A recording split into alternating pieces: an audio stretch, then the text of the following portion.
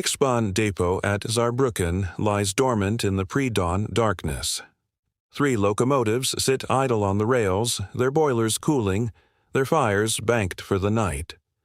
The German driver of the nearest engine, a man named Klaus Richter, according to what few records survive, would not see the morning. But he would not die from gunfire. He would not fall to a bomb dropped from an aircraft. Instead, he would be killed by something that looked, to the untrained eye, exactly like the fuel his locomotive consumed. He would be murdered by a lump of coal. The device sat amongst the genuine fuel in the tender, virtually indistinguishable from the surrounding pieces. It was black, roughly the same size and weight as the coal around it, and it was made to pass inspection by even the most thorough examination. What made it extraordinary was not its appearance, but what lay hidden within that innocent exterior.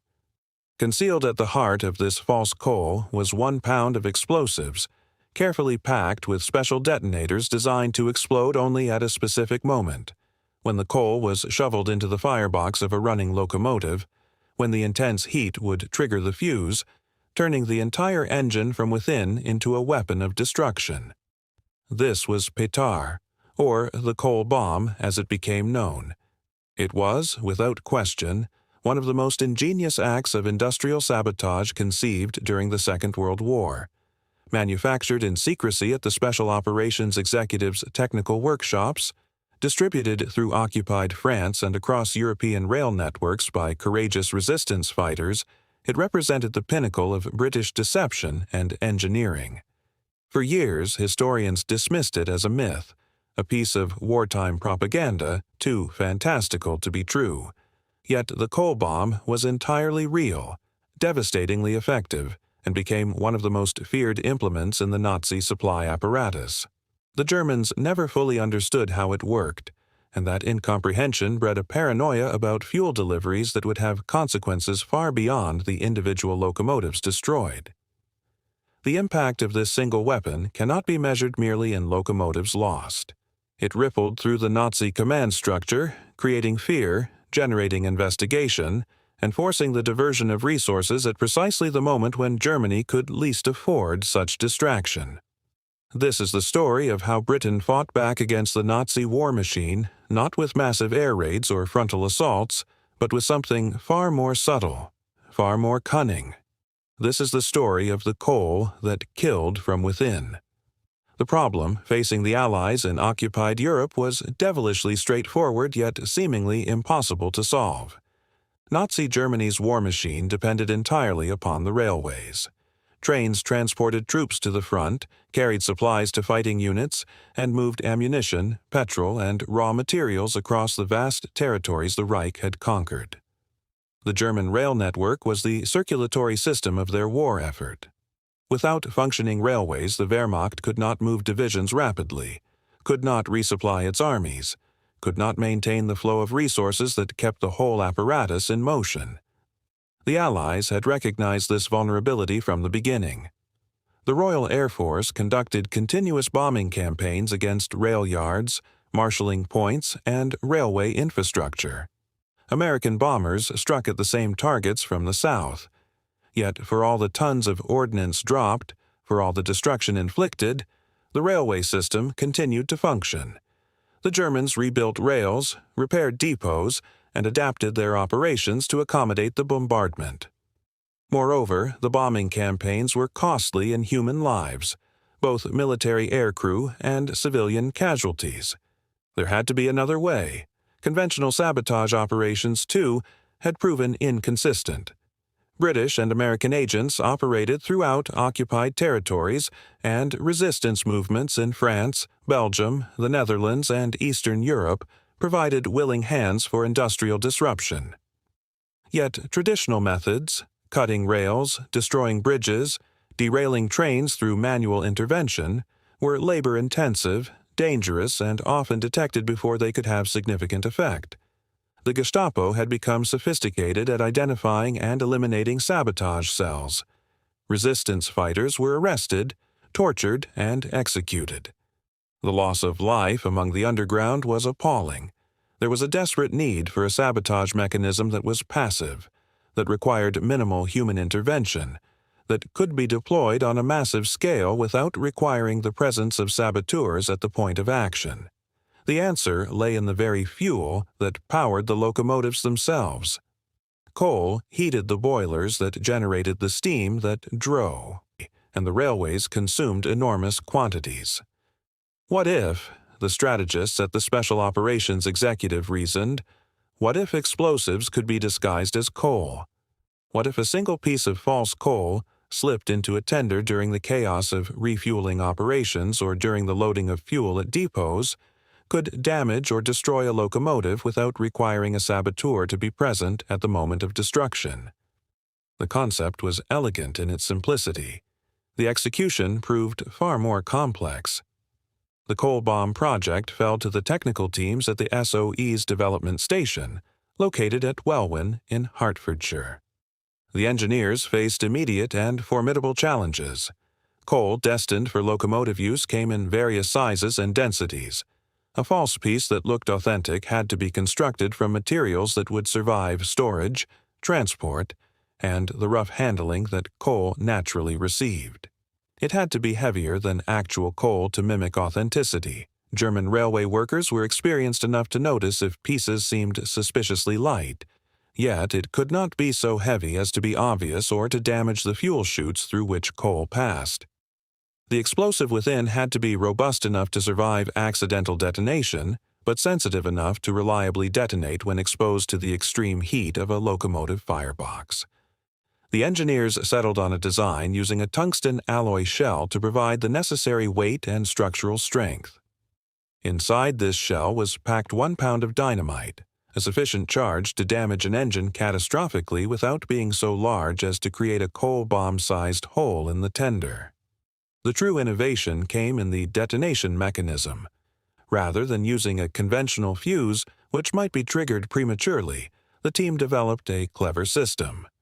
A small tube of chemically treated material was inserted into the coal bomb, and this material would only reach its combustion temperature inside the intense heat of a locomotive firebox.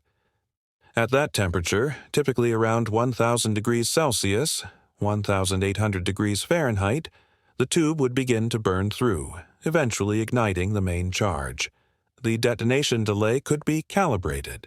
Some versions were designed to explode within minutes of the coal being shoveled into the firebox, whilst others were meant to detonate only after the locomotive had traveled some distance, ideally with the engine operating at full pressure, maximizing the damage when the charge detonated. The psychological impact of this variation was considerable. A German engineer or driver could never be certain when or where the locomotive would be destroyed. The uncertainty was itself a weapon. Manufacturing the coal bombs presented its own considerable obstacles. The Welwyn facility produced units quietly, with remarkable secrecy maintained even within the SOE itself. Production numbers remain classified even now, more than 80 years later, but estimates suggest that several thousand were manufactured during the war years. Each one was hand-finished to ensure that no detail would betray its true nature. The exterior was roughened and discolored to match genuine coal. The weight was tested against comparative pieces to ensure authenticity. The chemical detonators were inserted with precision, as even a fraction of a millimeter variation could affect the reliability of the device. The distribution of these devices was organized through the SOE's networks in occupied Europe. Resistance operatives in France were provided with quantities of coal bombs along with explicit instructions for their deployment. The bombs were to be introduced into coal shipments destined for German military use, particularly those feeding the locomotives that powered troop transports and supply trains.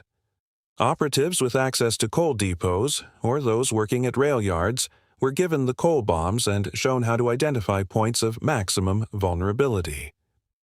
If you are finding this history of wartime ingenuity fascinating, a quick subscribe helps more than you know. It enables me to continue uncovering these extraordinary stories that shaped our world. The operational results, whilst difficult to verify with absolute precision, were nonetheless significant. From 1943 onwards, German railway operations began experiencing an alarming number of locomotive failures that appeared entirely inexplicable. Engines would explode during routine operation, their boilers rupturing with a catastrophic violence that could not be attributed to any mechanical failure. The Germans launched investigations. They examined failed locomotives with meticulous care. They found no evidence of sabotage in the mechanical sense.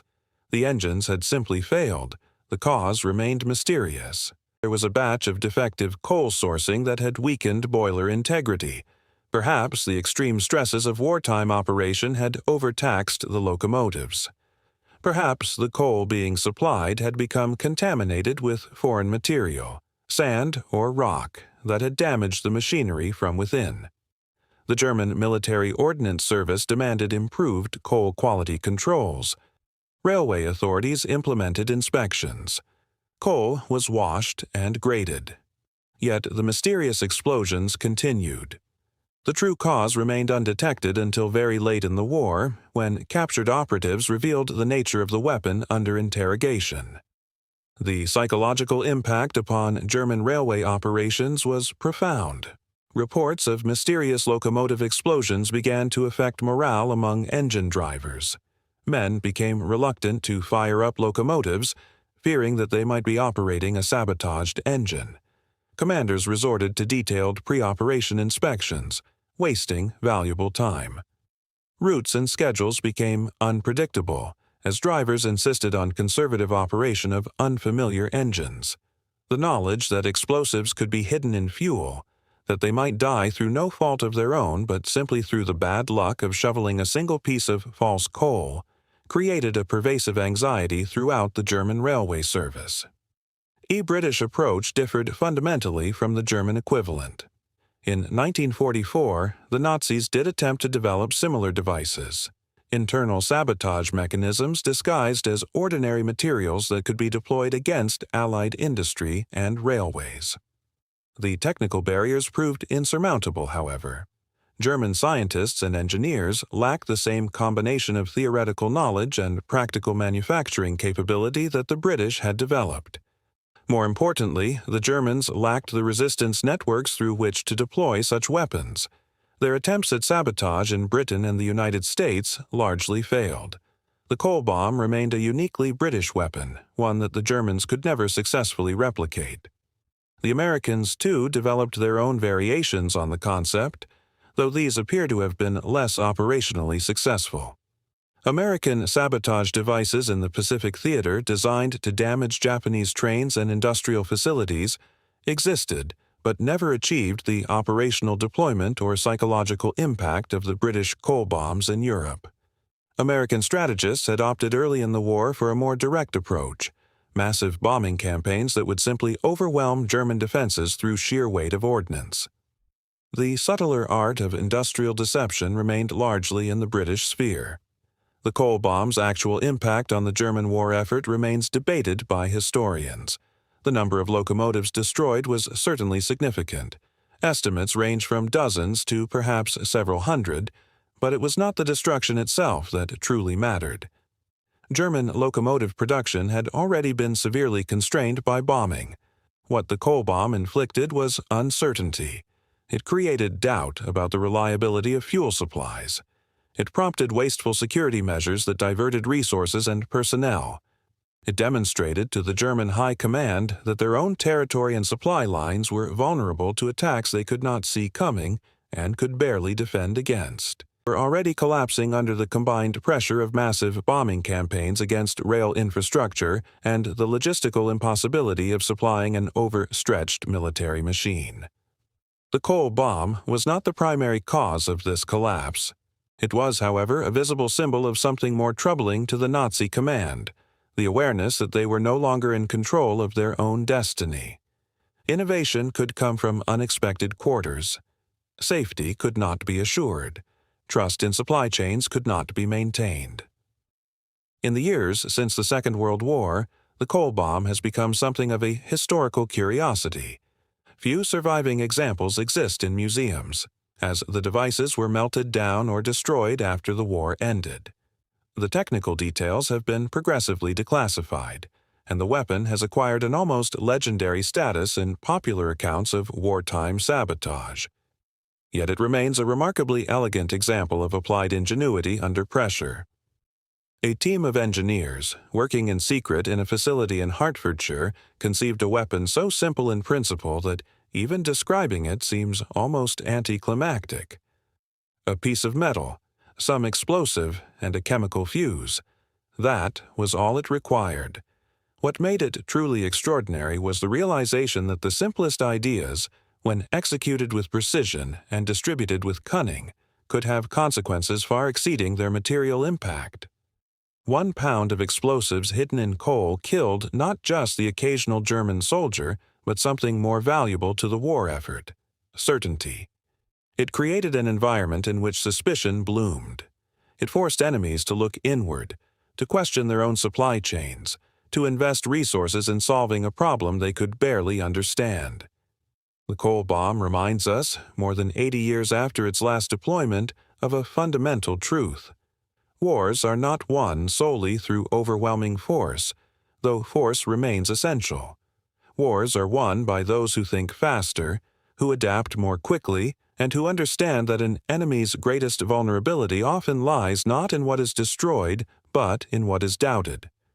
The British, in the depths of the Second World War, with their nation isolated and their future uncertain, had the vision to see that possibility. They had the courage to pursue it. And in a small factory in Hertfordshire, they created something so unexpected, so perfectly suited to the moment, that it would baffle the greatest industrial power Europe had yet produced. The coal bomb was a whisper, not a shout. It was doubt sown into the infrastructure of an enemy determined to rule through force. It was the realization that sometimes the most effective weapon is not the loudest bang, but the one that makes you question whether the ground beneath your feet is truly safe. In that questioning, in that uncertainty, lay the seeds of victory.